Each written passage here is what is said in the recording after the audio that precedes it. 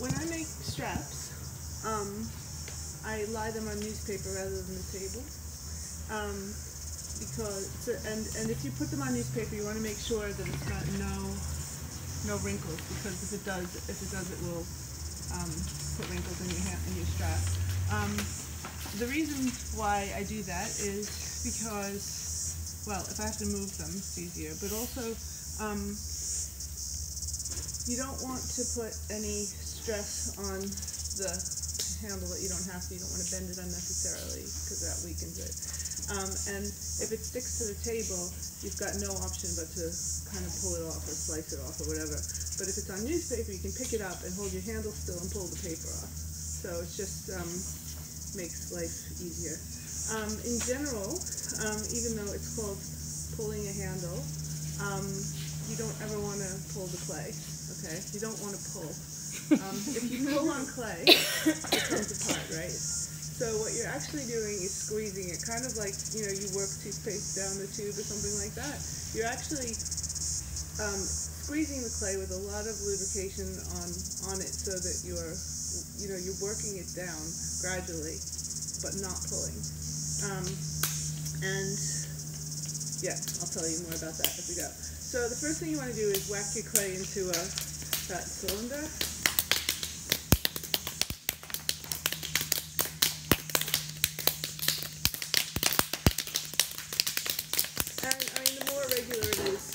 The easier it will be, but it doesn't have to be perfect at this point. You just want to be able to hold on to it and have enough clay underneath to get started.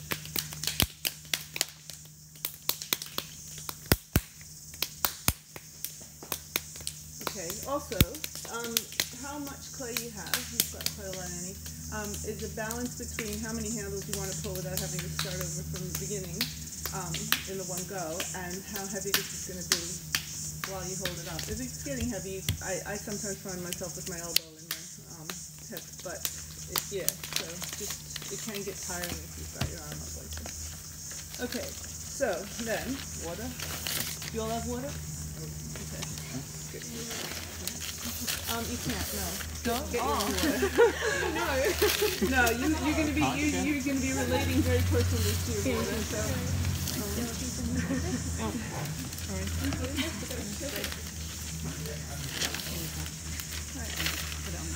Keep the newspaper. Leave it in the middle. If you put it close to your water, it's going to be soaking wet by the time you go to put your handle on it. So just keep it in the middle, and then we'll pull it over when you need it, because handle making is a very wet business.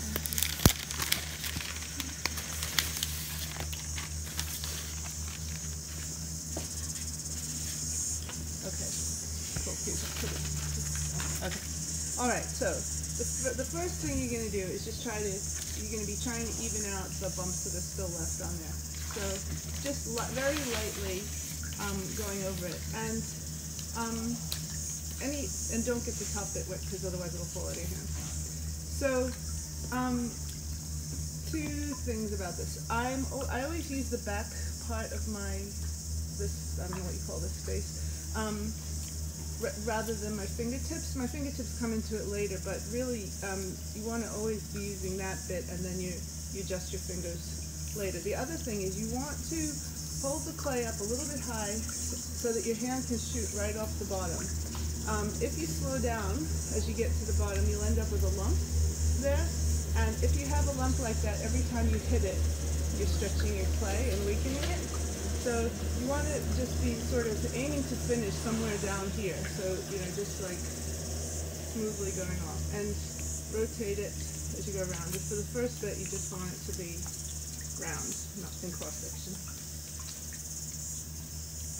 Try to just hold it up a little bit higher, get it a little closer to your water, and just go right off the bottom each time. Yeah. And no friction. When you're pulling handles, you want no friction. So you just, as often as you need to wet your hand, do it.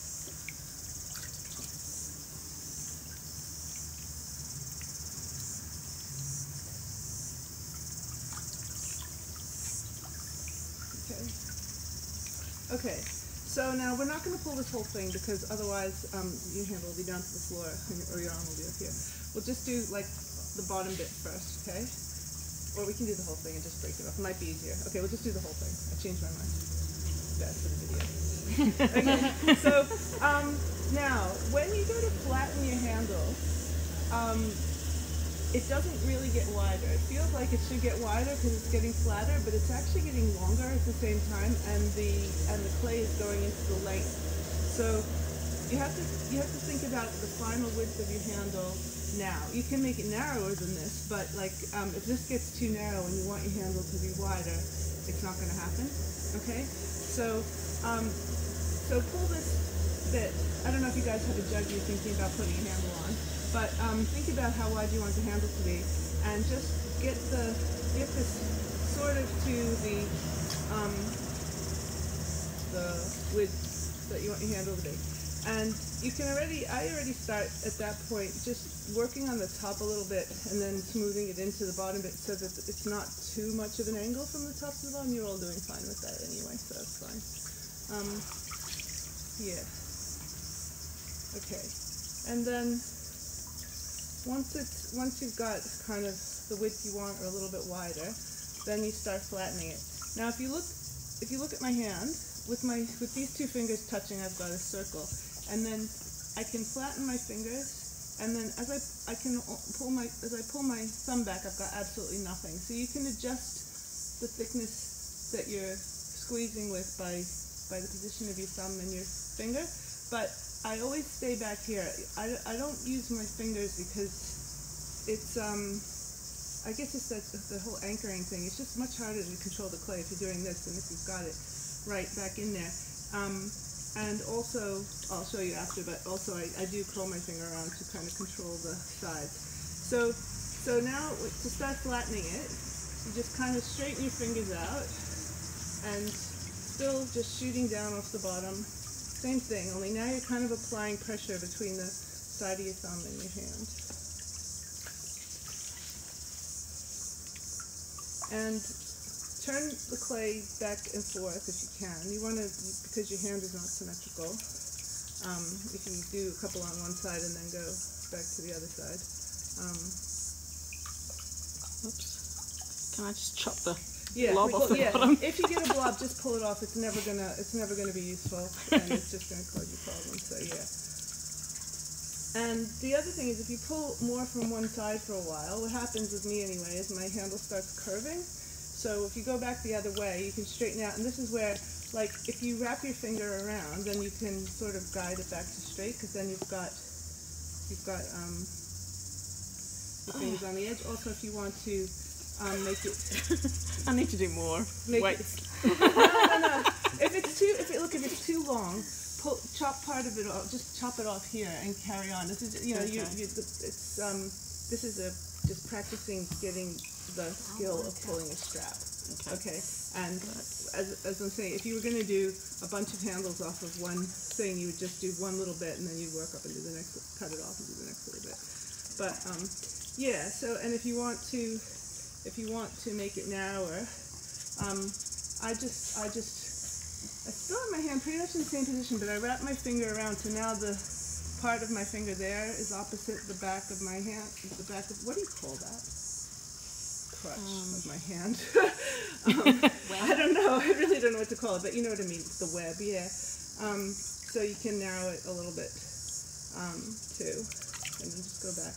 And keep going. And the thing about handles is, in the beginning it feels like nothing is happening, and then all of a sudden, after a certain point, it will really start to move. So just have a little patience. And yeah, and so when it's starting to look like a handle, then I start to look and see, is this thicker than this, and is this wider than this? Because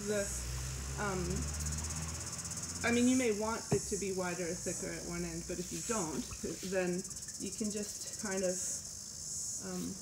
thin that bit down. But don't do that too early, because that, again, that's what's holding your whole handle up. I don't know if you guys watched at the big clay day out when we did the clay Olympics, but my handle this year and last year had this beautiful long handle, and it just broke off here from its own weight. flip. So, like that. There you go. Yeah. And the things that will exacerbate that is if it gets too thin or if you've been pulling on it, because you know how you compress the clay to make it more dense. When you pull on it, you're just doing the opposite. So even if you don't see it, you're actually making it a little thinner.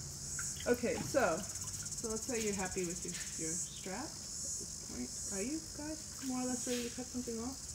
Well, anyway, so then what you do, then you get your newspaper. You see if your newspaper is in here. You want it to be dry because that helps your handle start to dry. And the other thing is you want to let it firm up a bit before you put it on your pot because it's just much easier to manage and also will hold its shape and you won't have to worry about it slumping as much. So what I do if I'm making mugs or jugs and I have a bunch of them is I'll pull the straps if I'm not pulling them directly on the pot, and I'll lay them out and then I'll go back and clean up the feet and just do everything that I'm going to do to them and then come back and hopefully they're dry. And if they're getting too dry, you can cover them with plastic or whatever.